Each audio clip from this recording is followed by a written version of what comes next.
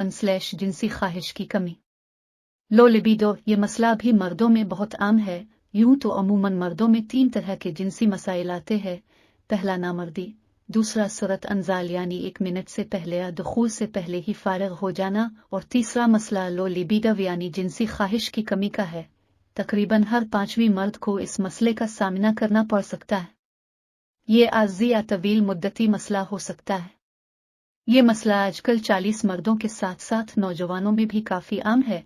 इसमें मर्द को किसी भी वजह से हमबिस्तरी की ख्वाहिश की कमी का होना, मजीद जिनसी तसव्वुरात या जिनसी ख्यालात में भी कमी का होना, और जिसकी वजह से सेक्स करने को दिल नहीं करता और ख्वाहिश के बावजूद नफस का ढीला हो जाना। ऐसी सूरत में मरीज खुद को ना मर्द समझने लगता है, और जो लोग गैर शादीशुदा होते हैं वो खुद को शादी के काबिल नहीं समझते। लो लिबिडो की वजूहात, यूं तो इसकी दर्जनों वजूहात हो सकती है। कुछ आम मामूली सी वजह होती हैं और कुछ पेचीदा वजूहात। 1. सेक्स एंजाइटी या कॉन्फिडेंट की कमी। ये नए शादीशुदा लड़कों में आम मसला है। इनको हम बिस्तरी के टाइम अच्छी तरह इरिटेशन नहीं हो पाती। 2. किसी भी वजह से सेक्स हार्मोन जैसे टेस्टोस्टेरोन की कमी का होना। 3. इज़दिवाजी ताल्लुकात के मसाइल का होना। 4. कुछ दवाएं लेना जैसे एंटी डिप्रेसेंट्स वगैरह। 5. कुछ विटामिन की कमी का होना जैसे विटामिन D12।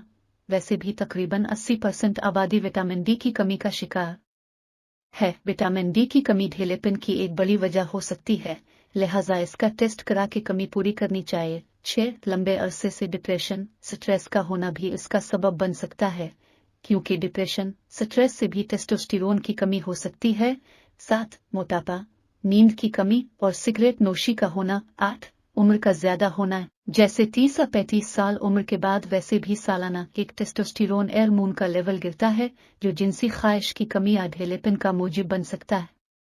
9. किसी वजह ना मर्दी या इरेक्टर डिस्फंक्शन का होना, इसमें तो इरिटेशन ही नहीं होती।